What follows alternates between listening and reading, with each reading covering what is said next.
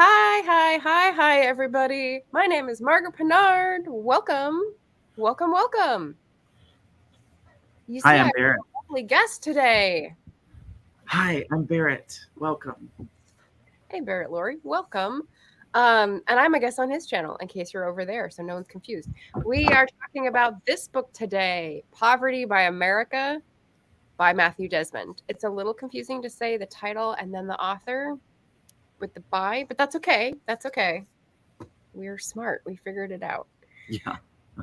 So I am an author tuber and book tuber, and I regularly do book reviews. And I do read a lot of nonfiction. I also read a lot of historical research books because I'm the queen of books you've never heard of. But this one, it seems like everyone is reading.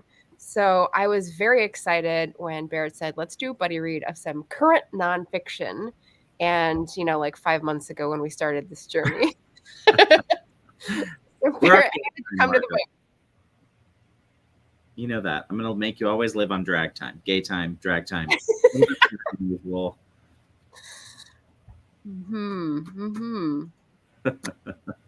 So welcome, everybody. We've got some people in the chat in both areas.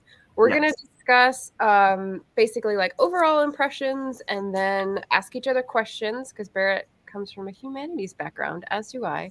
And this book requires you to sort of bring your identity to the discussion as well. So I felt it necessary to like sort of tell people where I'm standing before I tell them what I'm seeing in the book.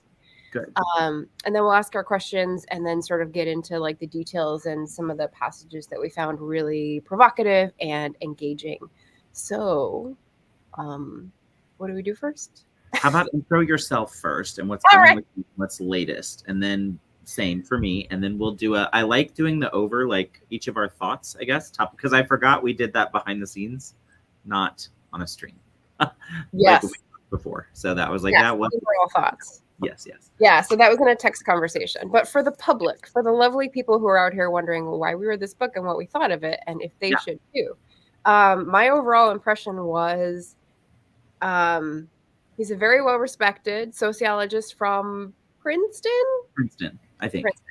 And I hadn't read anything of his before, so I was excited to read a nonfiction by a popular nonfiction author.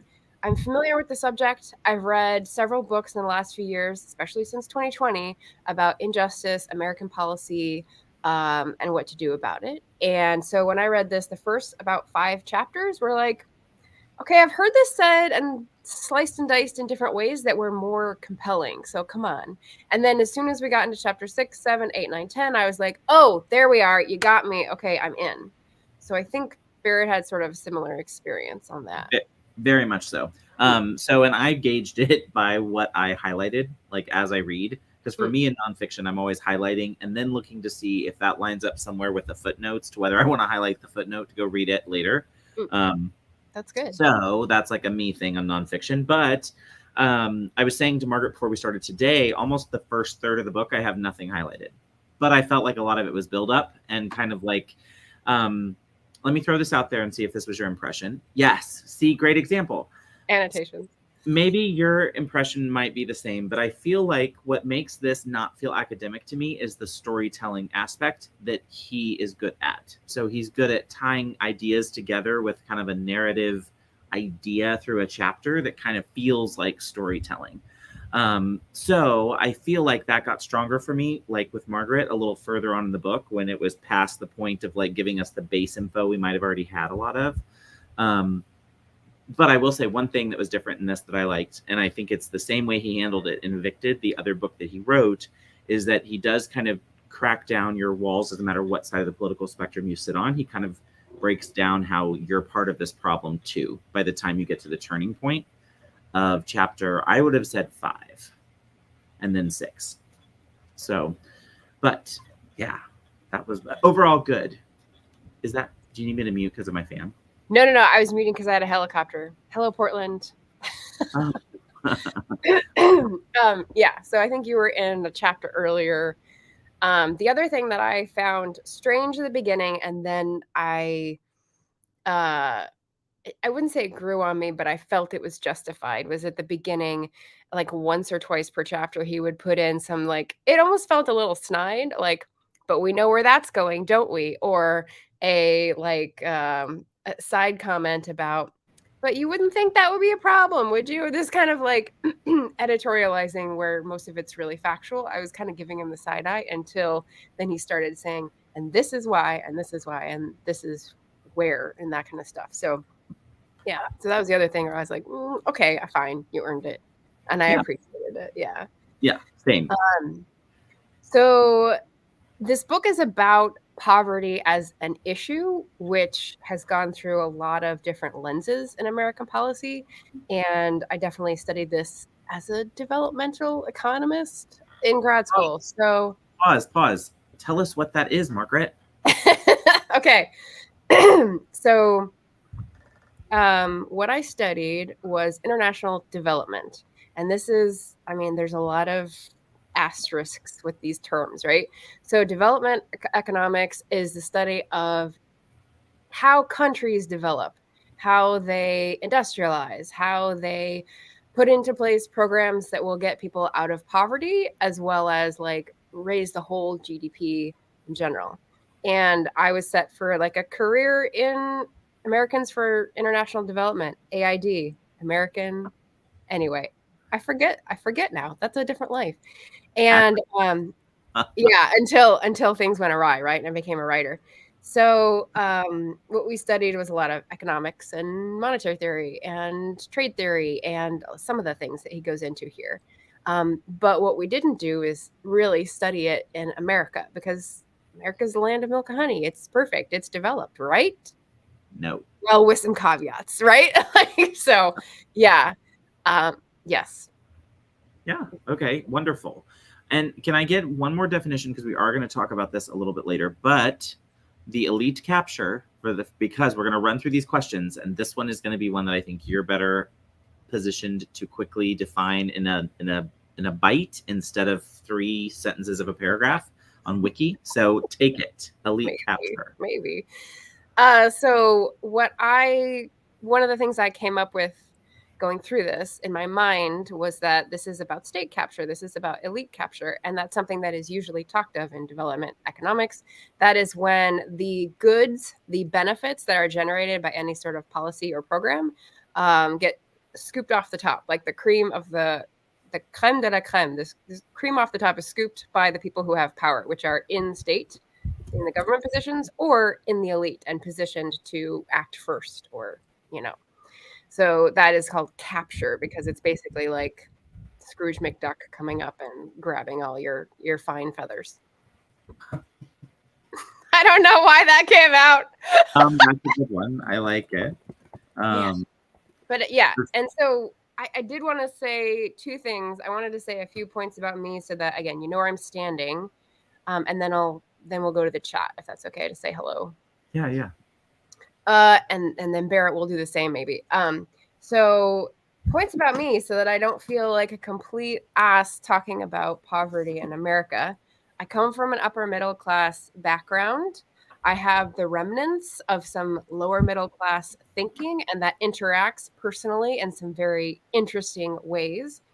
Right now, and for the past few years, I've been living largely outside the mainstream economy, which has given me a different viewpoint. As a writer, I'm on Medicaid health because of that.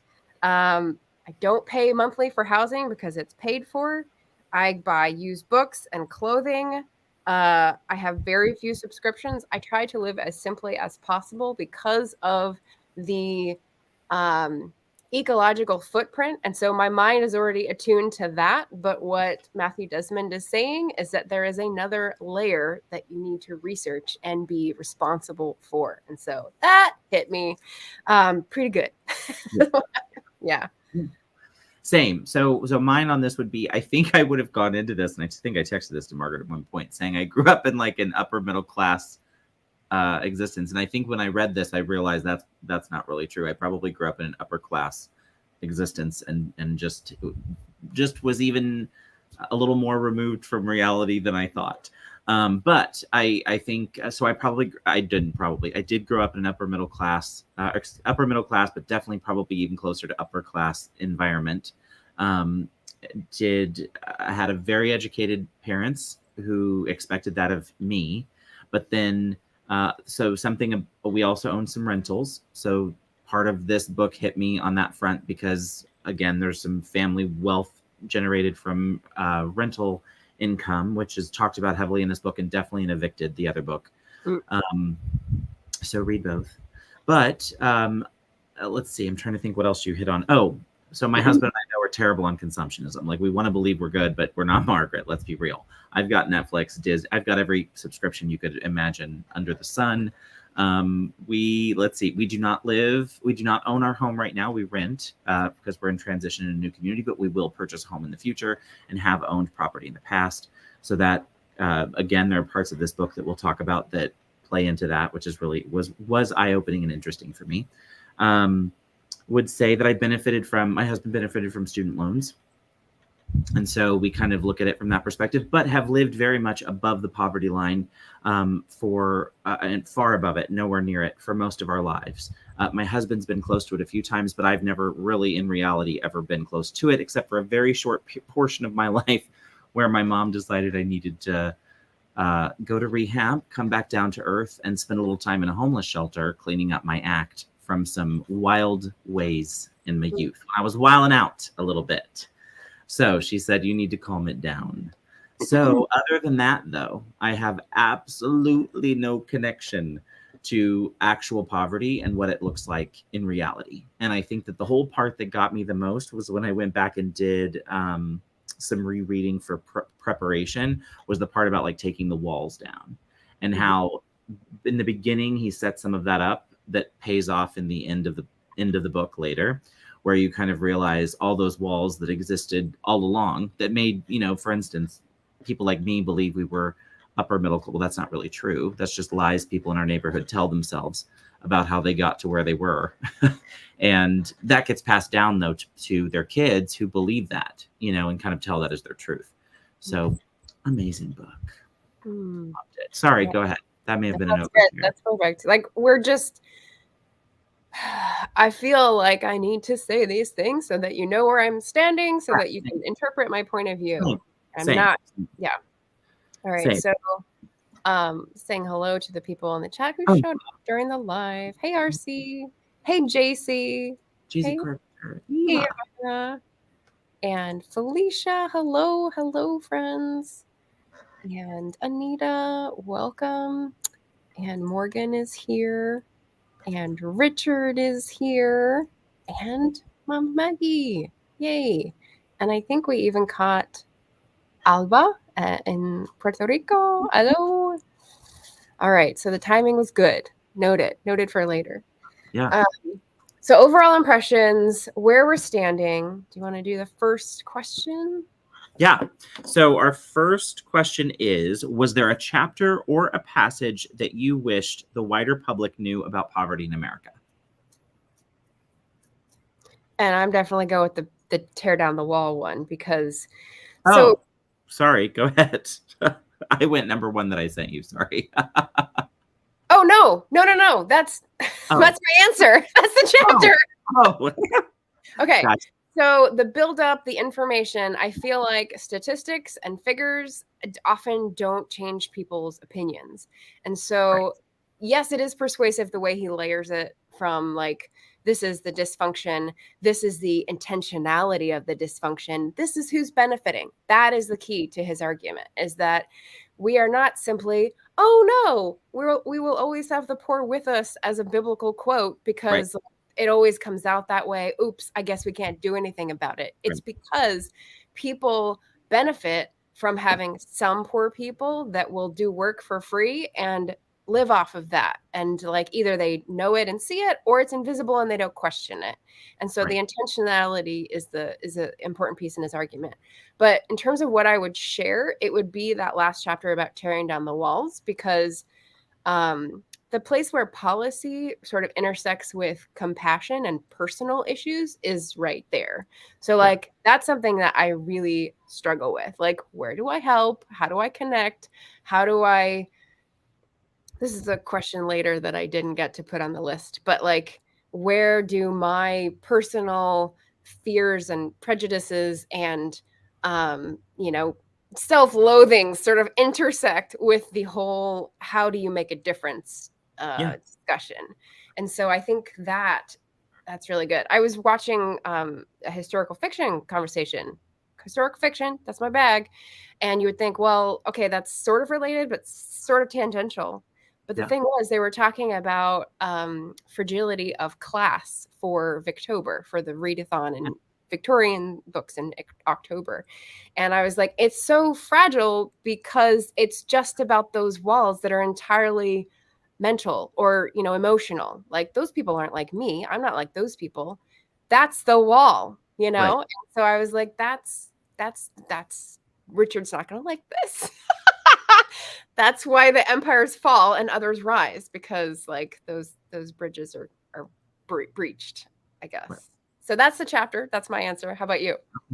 So mine would be in chapter, I think, I don't know if it's 3 or 4 because I've got it highlighted and I'm electronic, so I'm to the page.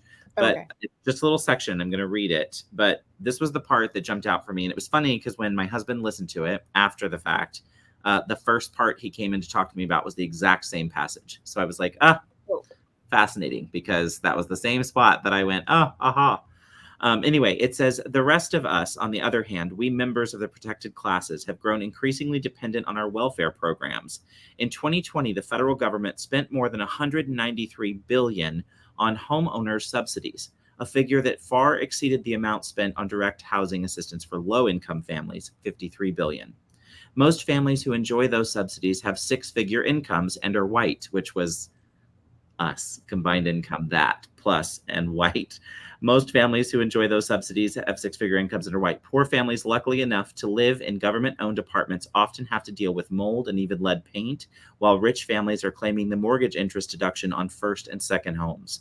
The lifetime limit for cash welfare to poor parents is 5 years, but families claiming the mortgage interest deduction may do so for the length of the mortgage, typically 30. A 50-story public housing tower and a mortgaged suburban home are both governmentally subsidized, but only one looks and feels that way. Which, again, just a different way of saying the same thing, which is kind of, we allow ourselves to forget we're benefiting, or at least he and I have benefited in the past from that and will in the future. So, but not feel like we're benefiting as much as someone who might be living in a subsidized tower, right? Mm-hmm. But the exact same thing, same pot of money. Right. They're such triggering words because we've laden them with such different values. When you think of interest deduction or like, what is it, capital gains, whatever deduction or something like that, you compare that to like Section 8 housing or whatever food stamps, whatever programs are made for like the most needing of the population. And you're like comparing the opposite ends of the spectrum. It's still a subsidy. And I don't think we internalize that. Yeah. Or the bigger subsidies, right? I mean, we were talking about the differences of where we live, rural to your urban into my rural. So if you were to come to Missouri, I'm surrounded by farms that are subsidized, and a lot of them subsidized not to farm, which is the wildest thing. So literally paid to not farm a certain season or over-till soil, or which is great for conservation, and that's good. And I've told you before, that's kind of been the odd thing to watch happen, is local farmers really have to embrace right, like science and this whole like, well, this climate thing might be real, but they're kind of doing some, and when there's money behind that to say don't farm this year because it might help with floodplains and keeping them from overrunning your farms, well, magically they'll take that money, and I want to scream from the rooftops, you mean that welfare? Isn't that the same thing? Yeah, welfare. Right. And who owns that land? And what do they look like? Mm-hmm. And actually, when you think of the word itself, it's kind of a beautiful word because it's in the Constitution as like the welfare of the nation or something like that. And it's like, it's a beautiful thing to describe your health and your happiness and like your going into the future. You're good. General welfare. Thank you. The preamble. Yeah, and it should be, but it's been twisted, and like, gosh, I wonder if there's been any spin involved in that. So yeah. Well, I think it's one of those where, do you feel like even some of your folks who may not normally be open to this kind of a discussion could benefit from reading this, if for nothing else, to see the way he tackles coming after the left as equally as they might the right? It really is about the issue and what gets us there, and really not around the world except for a few places in talking about food scarcity. But other than that, it's pretty American focused. Mm-hmm. So I would say any American in my life who has certain kind of feels about welfare programs, I would benefit, or I would push towards reading this book, might be a benefit. Because I don't think it would feel very yeah. Anita putting into a more succinct way the things that we were talking about. The stigma clings to the subsidies for low income, but not for other incomes. Exactly. The wall. I mean, yeah, that's the wall. Yeah, and we had Regina Duke come in. Hello, Regina. I hope you're feeling better. Thinking about a nap. Working with cane. Sounds good. Good progress. Good. 18-hour naps, I highly recommend. Oh, and we had an Esther come in to say hello. Shows how agendas and media meet to change the perception of the meaning of a word. Mm-hmm. Mm-hmm. Yeah, and not farm certain crops. Yeah, prop up the farming exports of foreign allies. Huh. That's part of it. Part of it here, at least, is part of this floodplain. No, this new conservation with the flood, because we've had so much flood. Well, we've had crazy floods and then crazy drought. Like it's been weird.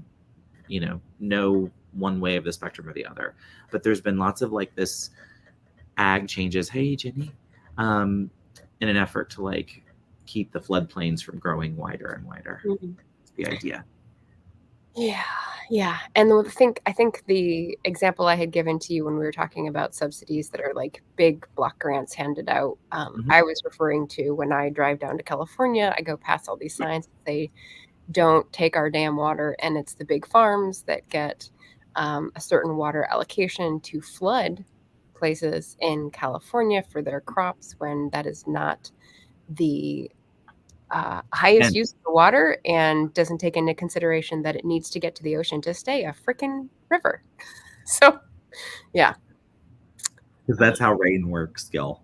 Yeah, it's got to go through the river to the ocean, back up the clouds and back. I thought we learned it in kindergarten, but well, education. So that brings up another point that I thought was really good, that he talks about a knot, and that's one of the first things that I highlighted.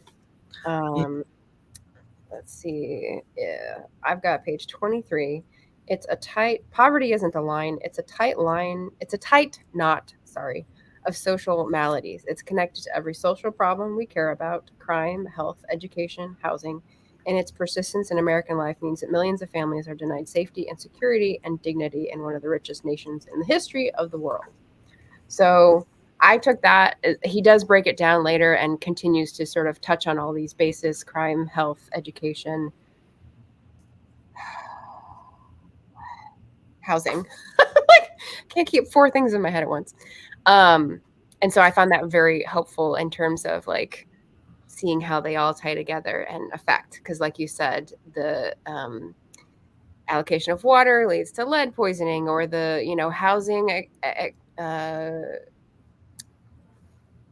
housing conditions lead to mold in the ceilings or whatever, and so they feed into each other. So that was an important point.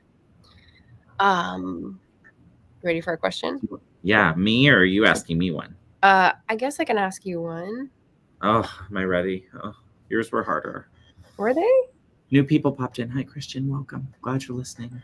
I love JC doing the whole like, I can't see you, but I know you're there, Regina. Okay, so Desmond examines this as a sociologist, and I will say both of my parents studied sociology, and my dad ended up teaching it at university for decades. So that's kind of what I grew up in. But as a developmental economist, I see elite capture everywhere. And this is why we gave the definition at the beginning.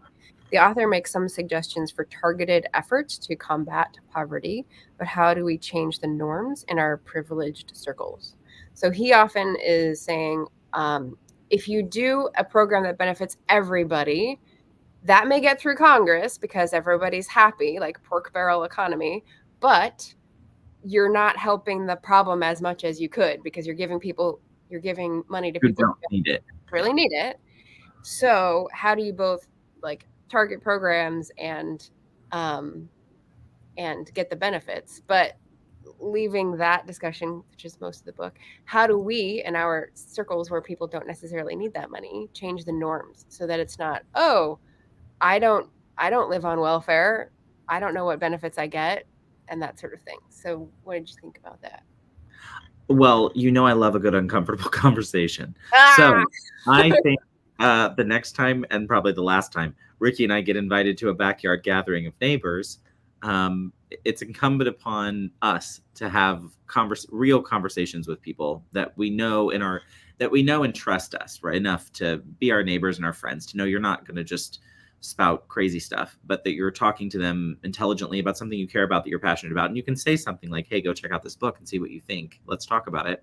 But the conversations have to be had with people on, Ricky said this, it's important that people like us in our communities who think of ourselves as in a liberal enclave of, I'm sure very NIMBY vibes, that we need to, which is not in my backyard, is what that acronym's for. But, to talk about the uncomfortable stuff and say, we either care about affordable housing for the people who need access to a better opportunity. Because there's a whole nother part in chapter 7 or 8 where there's a discussion about education and specifically the impact of kids post Brown v. Board getting into integrated schools and the impact that then had on them later in life. And it's just that, it's like Margaret said, there are certain things that are just statistics and data, and I don't know what you want to do to dispute that. So at the end of the day, you either live those ideals or you don't. And part of what I think Ricky was saying that we learned in 2016 and other pivotal points in our democracy during our lifetimes as 40-something adults, we have to have uncomfortable conversations with people about, like, well, what's the difference between your, mortgage deduction? What's the difference between your student loans that are government subsidized? Why is that any different? And why should you have some relief? Not that I'm saying you shouldn't, but why should you be given relief and someone who needs housing not have access to free or affordable housing? Like, what's the difference? Make it make sense. And then the uncomfortable stuff. Like, I loved the part about going to the meetings on Tuesdays, showing up at those boring Tuesday meetings of, is it architecture? Because in St. Louis, it was our alderman meetings where we had those zoning issues voiced out. But basically the point was, get active on a local level at those zoning meetings to make sure that you're following through on what you're saying you believe in. To try and open opportunity for more people. Yes. Municipal zoning ordinance may be the most boring phrase in the history of the English language. But, he says, that's where the action is. It really is. Yeah. I'm trying to find where I put my notes that were not questions, because that was one of them. Hi, Tiffany. Hi, Tiff. Hi, Tiff. Hi, Tiff. I see Mama Maggie's. Can I put her comment up real quick and read both? So, let's see. Oh, wait, hang on. This is the start. Okay, sorry. I helped start a food pantry 12 years ago that cost $1,000, paid for by grants and donations, to feed 125 families monthly. But now the same weight of food costs almost $5,000, and there are no grants. Oof. See? We'll talk about that part in just a second, too, because there is lots of discussion about the trade-offs that are made. Yeah. In legislation.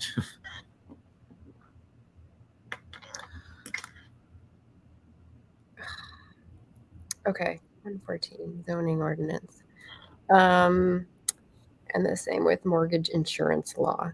Like, So one of the other books that this recalled a lot of in the content was Color of Law, which is about like the history of redlining and policies that have disadvantaged communities of color and stopped them from getting access to credit throughout history, Right.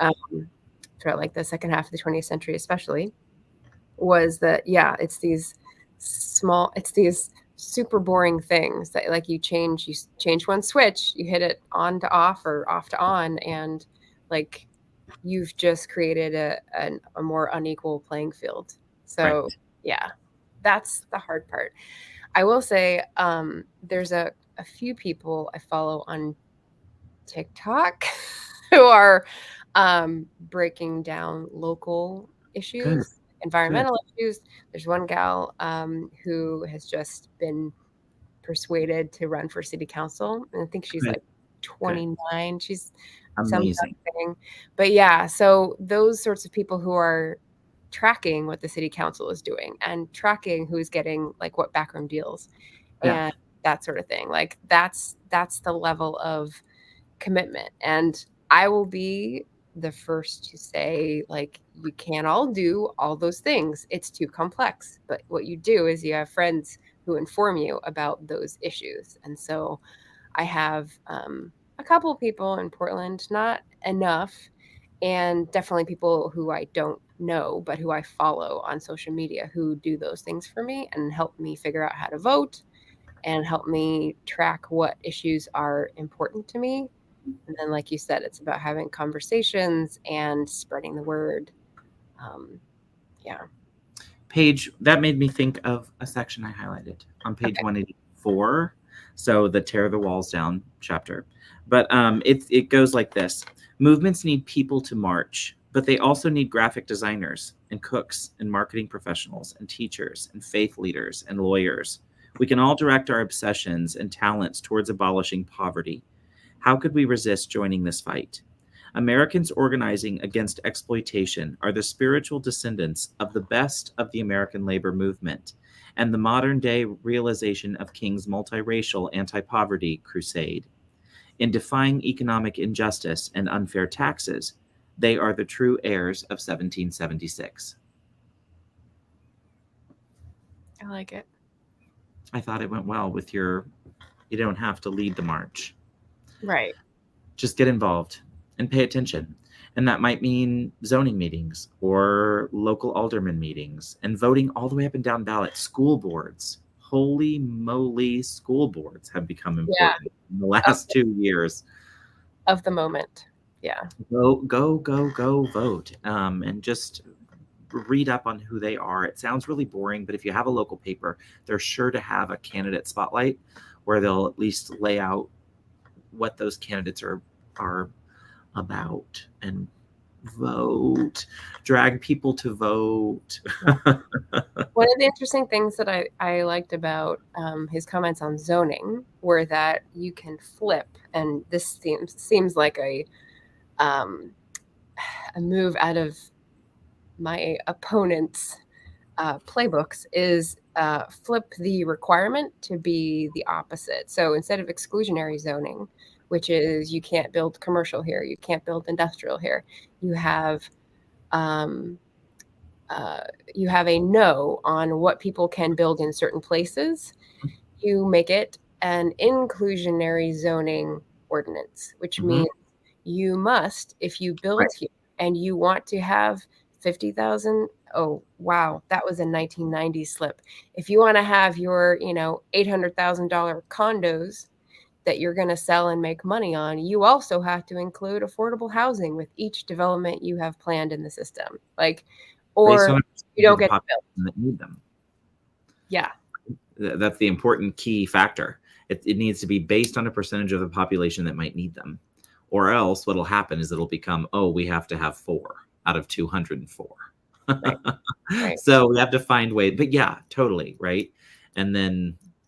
And the intermediary layer there is the bank. So some of the carryover of what I learned from Color of Law is that's the stuff that's harder to understand, like the interest rates and the guarantees and the insurance layer, the underwriting. Like I didn't know what underwriting was for the longest time. So all those like details of what's guaranteed, what's allowed, what is common practice, that is where it's also written in the law what they can and can't do. So that is where there's some action that needs to happen about what they can say no to, maybe, or what they must say yes to, you know? Yeah, that one. I worry about the must say yes in the current world, but maybe, Yeah. you know, but again, this is not the kind of thing that you worry about or worry about the feelings of the soft. Was that your takeaway too? It's kind of one of those moments where you do something about poverty, or it grows beyond a problem to like, and I think it's also not just, it's a healthcare issue, it's a housing issue, it's a food scarcity issue, that we could solve, we could tackle if there was like the willpower to tackle it. But I agree with you. I think it has to be something that's mandated, because didn't you ask a question or have a question for us about faith or like charities in this? Yes, that's going off in a very different direction. Do you want to go there? I don't care. You can go wherever. Sorry, I didn't mean to take it off that direction. Oh, no, I have a thought, and it's in the notebook, so I can come back to it. I'm not going to lose it. We're good. Okay. So, all right. One of my other questions was, what is the role of religion and philanthropy in all of this? Because sometimes, so what was interesting is that Matthew Desmond lays out the fact that early on in capitalism, the architects of the new state in Britain and then in America were worried about philanthropy because they said hunger is the best motivator for working the system, and we need people absolutely desperate to be able to make this economy go. And light bulb, first red flag, right? And so they didn't want philanthropy to happen. But what we have now in America is that, yes, please philanthropize all you want. Turn your few million things into your charity balls or whatever, while you keep your billions and don't pay taxes on them fairly, because that makes people think that you're a good person, you're doing the right thing, and everything's going to be hunky-dory. It's just not enough. If only we did more. It's a mindset thing. It's a complacency thing. So that's the angle that I come at philanthropy and charity from. And I often, like, I don't have the I inside the church because I don't practice anything. I sort of consider myself an atheist at this point. So where's the role? Where do you see that for yourself? I think they are always a stopgap to government. I think they always are there to serve as a stopgap to some sort of unfulfilled need for government. If government isn't capable of taking care of its own people, then it's failed, and that's just a personal viewpoint. So, in my mind, we've failed. That's very basic. House people, feed people. Like, shouldn't be that hard. But it's real hard. It's difficult. But I just think that how is it possible to have a country like ours with tons of different religions? Are we asking them all to coordinate on their planned impact or what they intend to do for a certain community with regards to food or healthcare or housing? No. So how could we possibly expect all those disparate different groups to mind meld together some magical thinking policy that's going to fix everything? I think it's a convenient way to remove ourselves from the action phase or the do something uncomfortable for us phase, where it's easier for people, especially people in a faith community, to say, well, I give to my church does its thing, doing my part. And then you can still go vote your best interests, which may not be the best interests of your community and therefore your kids as well. Because as we saw in some of those studies about segregated education, everybody benefits from that. So lots of lost benefit there. That's the only place I think there is for it in this discussion, is as a stopgap in small ways, filling in minor holes, but it takes the sweeping action of federal, state, and local government, because all three can be big in their own ways in their communities that they serve, to step in and do the majority of the poverty work. Yeah. I thought it was interesting that at the beginning of capitalism in the 18th century, it was don't do philanthropy. It should be the market only solving the problems. Just let it work. And now it's flipped on its head, and it's like, do all the philanthropy you want. This is no longer the domain of the government's responsibilities, and that's what they're trying to convince people of. And I think I'm on the same I'm in the same place as you, where like, if we have a government, shouldn't it be there to guarantee rights, to make people agree on certain common things, and help those who can't help themselves? Because we can all agree we're in America, we're citizens of America, even if we don't have the same religious views. Yeah, so, or political views. Yeah, I mean, that transcend, views. Yeah, transcend all of those views, and in theory that we share that commonality. But I think you're right. I think there's been a really strong messaging around the idea because churches aren't ruled democratically. People don't get a voice in a church, or at least the ones that I've been in. So like, they don't have to, their purpose is to help their flock, right? But they don't have to go by what the majority of the people think for like healthcare decisions, for example. Yeah. So we kind of agree on that point. But on that front, of course, I think there's a place, right, in every community and whatnot. In fact, the homeless shelter I was in for a time when I was in my lowest point in my life was a religious one. Incredibly safe. I would 150% trust nuns to run anything. It would be safe, organized, ain't nobody messing with those ladies, or you in their care. So so again, is there a place for it? Sure. But I think, like you, what do we pay taxes for? If not, and maybe some other people should pay some more in taxes, and then we could pay for this stuff. Yeah, maybe. Maggie was a good point. Did you want to ask another one of your questions? You had good ones. I will. Okay. So, were you surprised by the identified root causes of poverty in America? And if so, what surprised you? Identified root causes. No, because I've read pretty widely on it, so that wasn't the surprise for me. Can you give us an idea of what he says for identified root causes, since this is now 2 weeks ago that I read the whole thing and I've just been I think the biggest is racial, which I think I knew, but I think it's hard until someone strings it all together for you, and how your things that you benefit from are part of. Well, I'll give you an example. I don't know if it was Color of Law. Now that I think about it, maybe it was. But I read a book a number of years ago, so it would have had to have been out around 2016, 2017. That was about redlining. And I know from that book, of course, the practices of communities.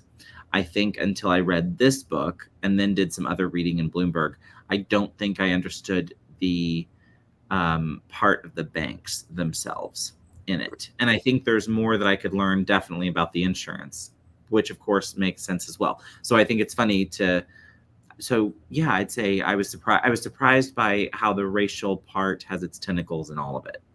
And I don't know why that surprised me, actually. Now that I say it out loud, it's like, I don't know why that would surprise me. I guess what surprised me the most is how, what's the word? How distant we as white folks can be from it, to not see ourselves as part of it and feeding into it. So, yeah, I'm going to read. Okay, so I am also reading this book. Yes, this is a good. Yes, this is a good doubling up. Babel by R.F. Kuang, and it's about colonizing. And when I was having this conversation to prep with Barrett, so the characters in this novel are on a sort of continuum of whiteness. So we have the main character who's half Chinese, half white, and he struggles for much of the book with identifying with the colonizer. And the book, I think, I haven't finished it yet. I'm here. Close. Yeah, very close. Its subtitle is On the Necessity of Violence, I think. So I think it's eventually going to get us to the point where you have to, break away from that mindset, even if you're being groomed to sympathize with the colonizer, to the fact that only violence is going to overturn this system. But here's where it gets to Barrett's point of distance from the problem as white people. It's so the character, so no spoilers, says it's too distant for them to care. And someone else says, what makes you so sure? He says, because I didn't, even though I'd been told time and time again how awful things were. It took witnessing it happening. And he's talking about poverty, communicable diseases, apathy, death, and violence in person, witnessing it happening in person for me to realize all the abstractions were real. And even then, I tried my very hardest to look away. It's hard to accept what you don't want to see. And I mean, you could go into many different directions with that quote, but isn't it true though? But isn't that true? Yeah. Or you don't see, because your worlds don't cross, so yeah. I mean, even I had some friends in this weekend, and we met during that time in my life, and we spent a lot of time with my mom this weekend. And one of the things my mom said today, which I was waiting for, was, I was just so surprised that you all had ever crossed paths. And I always love when she says things like that, because I want to be like, you mean like people that have tattoos and things and don't quite look as country club as you're used to, which is what she means. She doesn't mean to mean it in a bad way, but it is kind of like, And again, it's just surprising to her that she can't see the walls herself, right? Like, that's an example of a wall. Mm-hmm. And I think he actually makes the metaphor, right, of giving to charity as throwing money over the wall. Yeah. And I, living in Portland, a lot of people outside Portland will say this. So, the violence is not as endemic in Portland as people get it painted on the Fox News. St. Louis, same thing.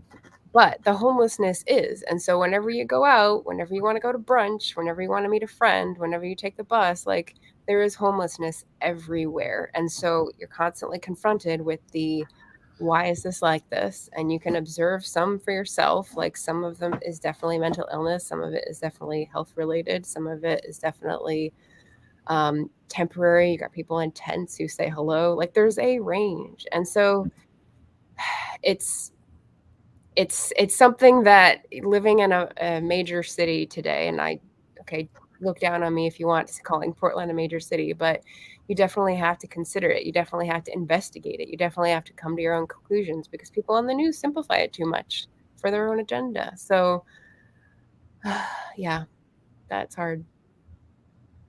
Yeah. Well, and I think it's the realization that is the blame going in the wrong place? I'll give an example. When I lived in downtown St. Louis, we had a homeless shelter that was on our same block, and they were getting ready to try to get permits to revamp. And in our building, bunches of people who would consider themselves the most left-leaning, open door people in the world were all about putting flyers up to go to those meetings to make sure they did not get their permit and they could just get rid of them totally, because it would help our property values. So I don't know. I just think, I don't know. I do. The one thing I'll say about the homeless thing, you're right. I think until we guarantee some sort of blanket healthcare for everybody, and that has to include mental health and addiction services, all of the above, but healthcare for everybody, that issue is not going to solve itself. Like to pretend like that issue isn't based in access to healthcare and food and all those things. Which another thing that he talks about in this book that I loved and had highlighted, just a little note, was about the scarcity myth, right? Because economists, you have to have heard that until you were blue in the face about, resources are scarce and there are only so many, which is true. But I do think that the whole idea of flipping the mindset from talking about resources as from a place of scarcity to a place of abundance, and just flipping that mindset on its head could possibly make a difference. I don't know. I can jump here with a historical example. Please do. Again, Richard, not going to like this. Oh, March. Okay, so March, I read a lot of books for the Irish Readathon, and one of them was on hunger, the Irish famine in 1846. And it is generally known nowadays that it wasn't a famine because all the food disappeared. Ireland actually grew wheat and other crops that could have been eaten and consumed in Ireland by the poor, but those were owned by people in other places who were exporting them to sell. And so it was an exporting country, but, like however many millions, 2 million out of the 2 million, I don't know, a large proportion of the population in the 1840s perished or emigrated because of it. And so that's like the clearest example of me too. It wasn't scarce. Food wasn't scarce. It was not allotted fairly or even by need. It was, you don't own anything, so therefore you don't deserve to eat. Go find some food elsewhere. And that's pretty clear. That seems harsh, Margaret. That had to have happened hundreds and hundreds and hundreds of years ago. When was that again? 1846? No, surely not. 180 years, yeah. In those warm and fuzzy 1800s era? Yeah. When things were just... That's a great example. Yeah. It's all kind of a joke. Like, if anyone's talking about resource scarcity, think a lot about who's saying it and why. Yeah. But to your point, I had another question that I thought of in my journal this morning. Oh, yeah. So this is the notes, and then I'll try to explain it if it doesn't make sense. Where's the line is the question. Establishing priorities for raising all boats versus recognizing all pain is valid. So this is me at my privileged level saying, I have depression every so often, and I can't function very well in those times. I need help for that. I signed up for therapy for a little while. All pain is valid. You're not going to compare your pain. Versus we're assigning resources at the federal level who assigns mental health care to people not based on income versus a pot of money for housing. Like, when you're talking about resource scarcity, is that a valid choice or is it not a choice at all? And you can provide for all of the things. Like, where's the line between trying to help on all levels and comparing pain to try to get at those priorities? Does that make sense? It's not really making sense when I'm saying it to myself, but it was this morning. No, yeah, I think so. I think so. My takeaway from that, at least, would be, it's the 1,000 different ways to eat an elephant, but one bite at a time is the best, right? And so my takeaway from that is just, we can try to do, and the thing I felt like he kept saying in this book over and over and over was, we can try to do a lot of little things to fix this problem, or we can take a systemic approach that's top down, bottom up, different, which is about, and he used some big sweeping examples, but and one of the ones he used, I think, once, but it's a good one because people can identify with it because everyone who's working person's paying it. But he talks about just hiring enough IRS people to go after folks in the top 0.1% that are tax cheats. Just collect on them and corporations. So just do those two things, as well as charge tax for Social Security all the way up the income ladder instead of it stopping at $125,000 Yeah, a year. a maximum. Yeah. So stop doing that. And I mean, that's something that in my master's program, that was one of my models I wanted to do, was like fix Social Security. And I thought like it really needed to be solved, and like nobody just looked at it. And I will never forget my chair of my dissertation coming to me and saying, that's already like fixed, right? And I was like, what do you mean? And he was like, well, so if we just took off the limit for Social Security that's like arbitrary and just there so this can be a political issue, it pays for itself for generations. And I'm like, oh. So suddenly I was like, this degree just got a lot harder if I'm gonna have to come up with something else.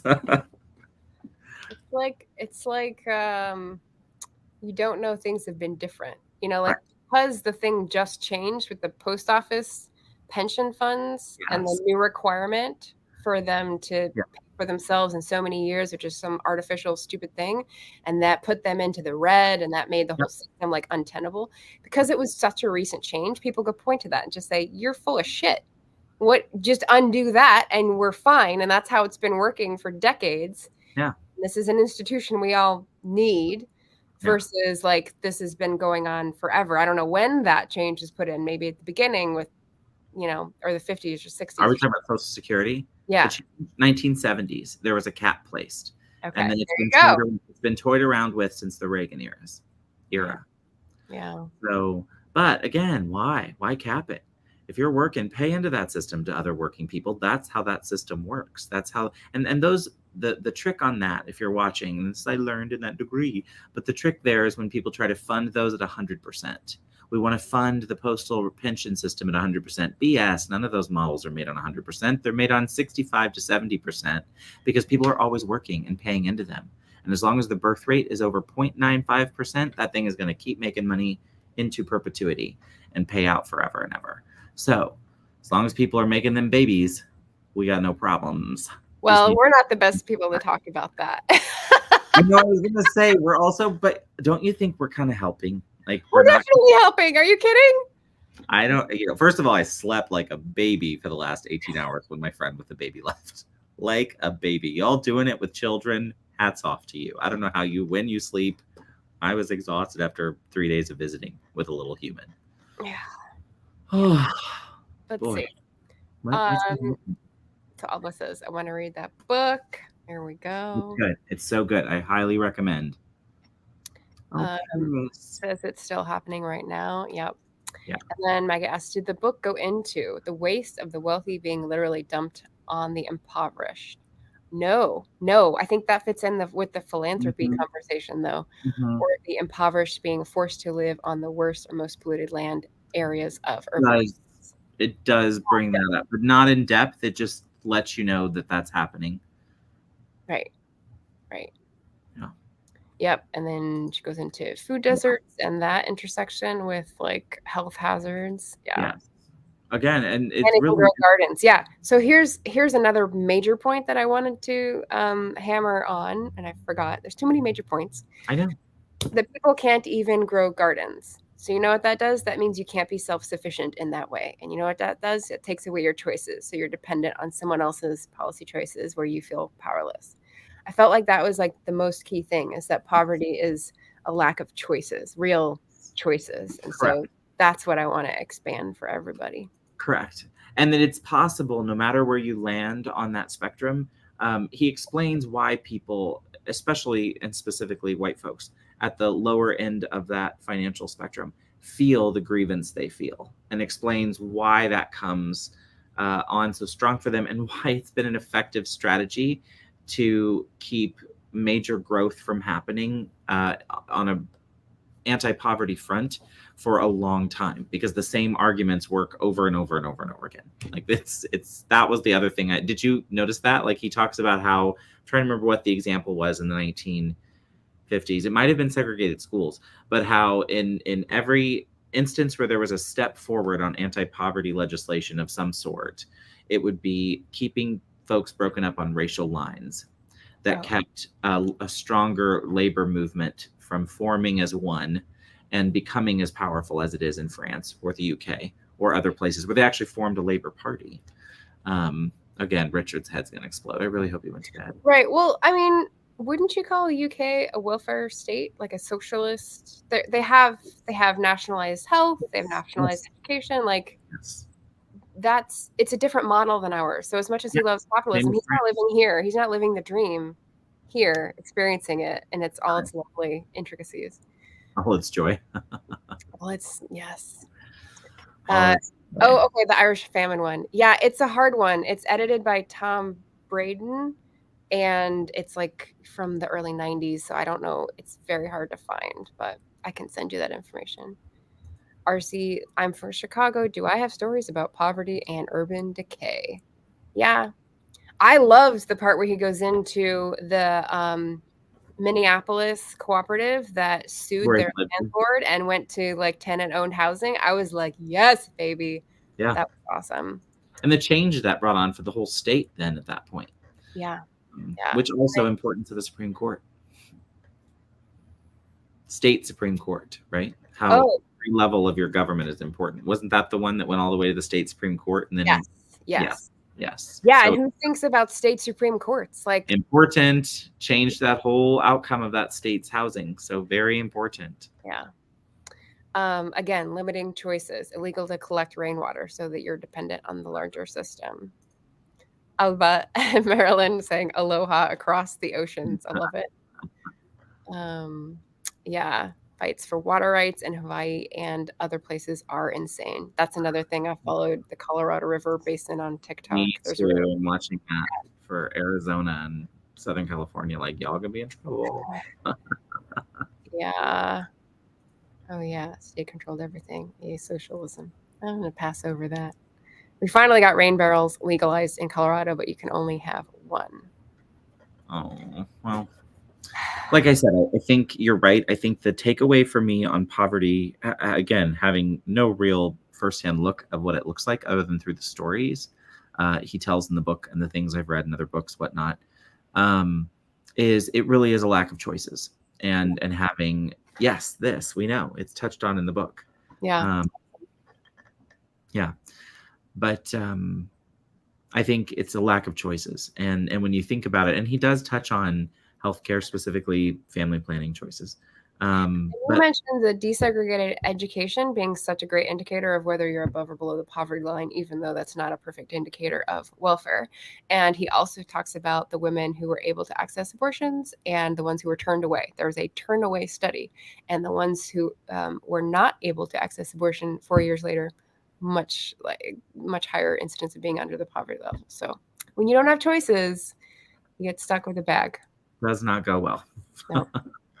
So, which makes perfect sense. And then I think the only part that surprised me in a good way, and I would tell other people to read it and challenge themselves, is to read it and look for, no matter where you land on the spectrum, try to listen to what he says, to look past your biases before he starts explaining the hardcore policy stuff. So go into it, with your biases bare, as my husband and I did, liberals. And he smacked us down a few times before we got to the part we needed to hear, and that's good. That's how it should be. Yeah. So here's more conversations. Yes. One of the types of the conversation that hit with me was, has there ever been another time in the full sweep of human history when so many people had so much and yet felt so deprived and anxious? And if we have an epidemic besides COVID in this land, in this year of our happiness, 2023, it is anxiety, I feel like. So that gets back to my point earlier on about so fragile because the walls are invisible. They're just in your mind. And so I thought that was really good. And then he talks about several times this phrase, private opulence and public squalor. Yes. Yes. And I was like, yeah, Portland homelessness, that's hitting the right fence post. Yeah. No, we had that too. I mean, that made me think of parts of St. Louis too, Mm-hmm. Same. Let's see. I had one more. I think that was a little more personal. Did you have another question? I was just going to real quick read. So from your favorite chapter, I highlighted the first paragraph as being one of my favorites in the book. It's in pink for me, which was, I hoped we could share it. So I'm just going to read it real quick. But this was Margaret's answer to my first question. This is the first paragraph from it. It's called Tear Down the Walls. There is one final step we must take, our walls. They have to go. We have revised our textbooks and renamed our holidays to acknowledge the harms of colonization. We've begun the work of removing marble statues and changing street signs in recognition of the horrors of slavery. But do we not act as modern-day segregationists when we mobilize to block an affordable housing complex in our neighborhood? Do we not colonize the future when we reserve spaces there for our children while denying other children a fair shot? Boom. Yeah. Colonize the future. I like that idea. I mean, not colonizing the future, but the fact that that's what we are doing. Let's see. Anything else that we're rounding up the hour here? Okay, so one of the things that I didn't go into about myself at the beginning was that I try to live inoffensively because I know I have all this privilege, and the reason for that is the like shame and guilt that comes with it. So this like inoffensive living ends up being like isolating, right? And so tearing down those walls is part of the solution for both the personal issues and some of the systemic issues. But here's the part where I really liked, where I thought this talks to everybody, but this part really talked to me. Tear Down the Walls 177. Ending segregation at last would require affluent families to give up some things, but what we'd gain in return would be more valuable. We would have to give up the ways we hoard opportunity and public safety, but in doing so, we'd also give up the shame that haunts us when we participate in the evil business of exclusion and poverty creation. We'd have to give up some comforts and familiarities of life behind the wall and give up the stories we've told ourselves about that place and our role in it. But we'd also be giving up the loneliness and empty materialism that have come to characterize much of upper-class life, allowing ourselves, in Baldwin's words, to reach for higher dreams for greater privileges. And that's, I'm blanking on his first name. How sad and lonely it is, though. James Baldwin, right? Yeah, I think so. That sounds wrong to me now. No, hang on, let's check. The famous writer and abolitionist and playwright. You're right. You were thinking of there's lots of others and scary. Not who we were thinking of, but didn't want to get them confused. That would have been bad. Yeah. Yes to that. The other question I would have asked, which I think we both touched on in what you just said, was there anything in your life that placed you as being a part of the problem of poverty on America? And can we discuss the places that he described that we all can see we are a part of? But I think we kind of touched on that. And then the other one was how does the American caste system benefit the status quo? And is there anything in your life you will change going forward that comes from reading this book? Yeah, so Caste. For anyone who hasn't read Caste by Isabel Wilkerson, I just had to look up the author because I forgot her name, because that was like 2 years ago too. Great read, and can definitely be reflected onto America. But I would say, like, from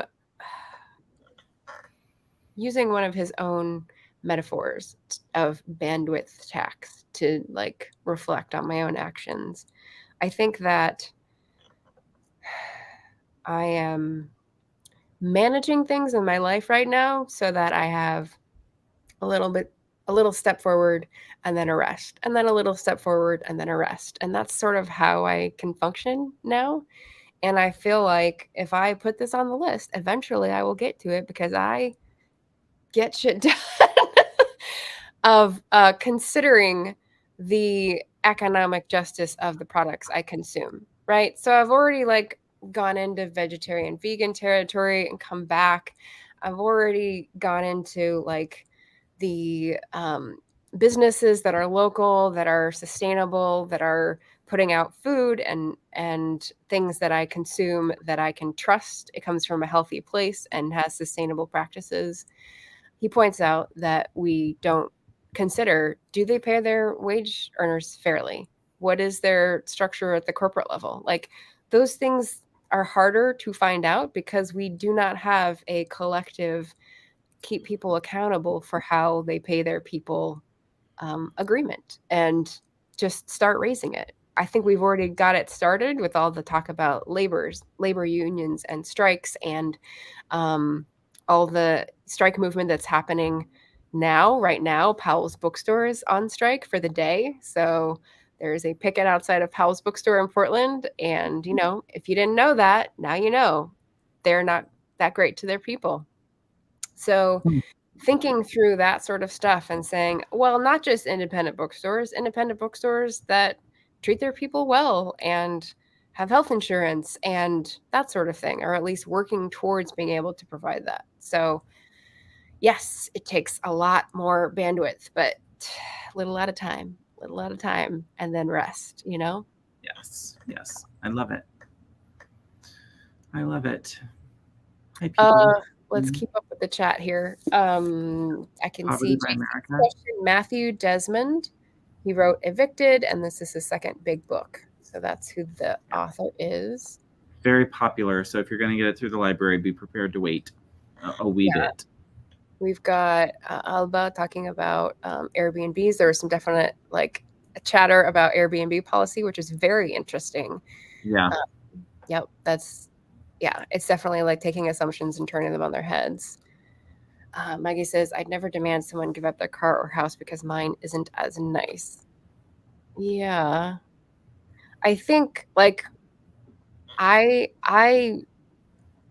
what characterizes the feelings of my car? I'm somewhat afraid of it because I don't understand it. There's that.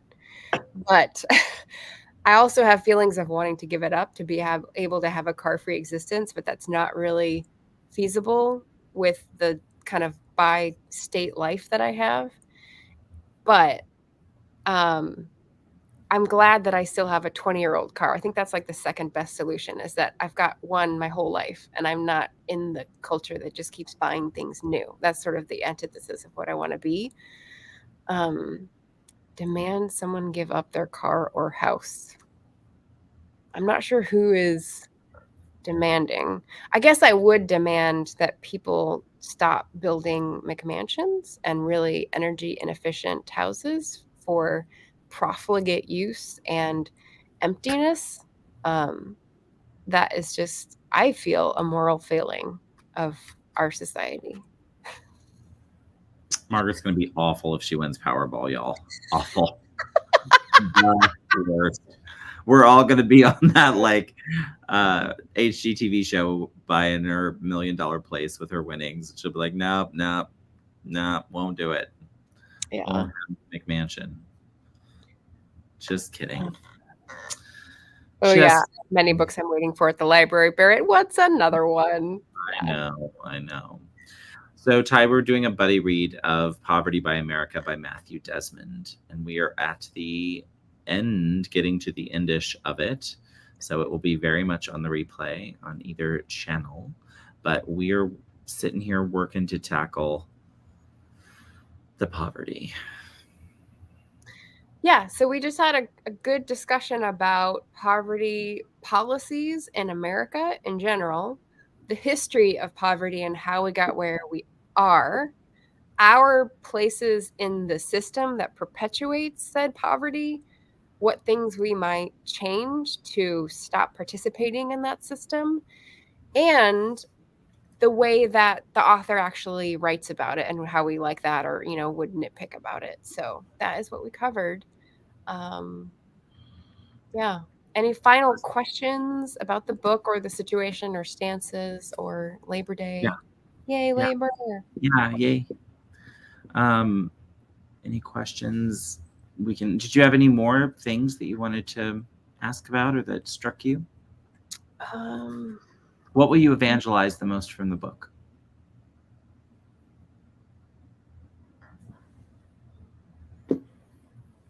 I have a tag phrase. So I like a list of causes I endorse in case anyone is unclear. I realize that Amazon has made publishing accessible to a lot of populations that didn't have that accessibility before. And that is good. However, they didn't need to go on to become a monopoly that treats its workers unfairly and trashes the environment. So I'm a no on Amazon. You've got Ingram, you've got Bookshop. Do your homework. I am a change the tax system and overhaul the tax code because it needs it. Not just more inspectors. I think the code needs to change because there are too many loopholes that have been paid for by lobbyists for rich people. Like the jet, huh? Like the jet subsidy that will be ending next year. Oh, the private jet subsidy that was in the tax bill that expires next year, where literally they get money for their pilots. Yeah, you're welcome. Go ahead, keep reading. You don't want it; it'll just make you mad. Inclusionary zoning for housing, same for health. Everyone should have access. This is like a rich nation problem that shouldn't be, because you're just making living more difficult for people for whom it is already difficult. So there, overhauling of the criminal debt system. So that whole like bail and bail bonds and like the check cashing example he went into, overhaul, just delete. And then I left it with the leave soulless industrialization behind, embrace diverse ecology. That's my that would be my little rainbow saying. Someone in the UK check that Richard has not had a stroke. No, I'm kidding. I love it. I'm proud of you. If we were there, hug. Big hug. True. Yeah. I'm just saying there's other options. There's no silver bullet, definitely, but like I am not going to advocate for Amazon. And I think maybe JC and I can have a separate conversation about the philanthropy piece, but yeah, I talked about it briefly here. I'm not sure what Ty forgot about. 60% of our current inflation is corporate profits, not wages or supply. Yes, recalling our resource scarcity is a myth. When it comes to money, we make it. It's not earth-based. Yeah, I agree. Myth, Nia. Pro-term limits, because lobbyists run the Congress more than the voters, and not being able to fund career politicians would jumpstart change. I like it, Maggie. Yeah, money determines policies, not public need or majority opinion. Yeah, definitely. Side conversation. Yeah. Well, so that's my like little banner I'll leave everyone with. Is there any banner you want to leave with? Slogans. We love slogans. I do love a slogan. No, I think like I said, I think I loved that chapter 9 too. That little section I read before about like you don't have to be the leader of the parade, like be a marcher, be a person that does graphic design if that's your thing, or marketing, or find how you can help some movement in some small way. Or the one that I really love is going and spending time at your local alderman or zoning meeting, whatever. If there's something coming up for affordable housing in your area, be the opposite of a NIMBY and try to get like a couple of neighbors, especially home owning people, because for whatever reason their voices are louder, with you will be helpful. So yeah, that's it. That's good homework. Start small, start at the local level. It makes a big difference. It's like the example of Minnesota or Wisconsin. The Supreme Court in a state can make a huge difference. Go vote all the way down. That's all.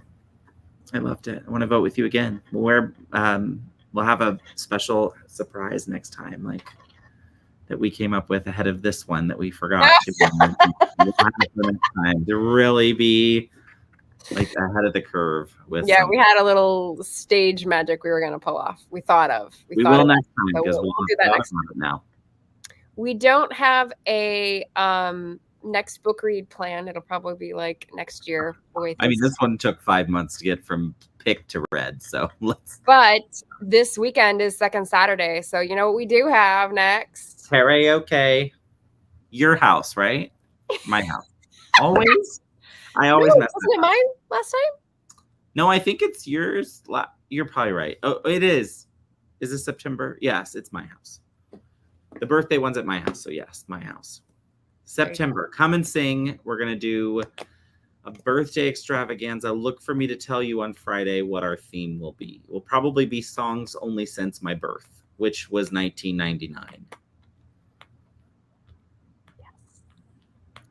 And just apropos of nothing, I saw Barbie last night, so like I want it to be.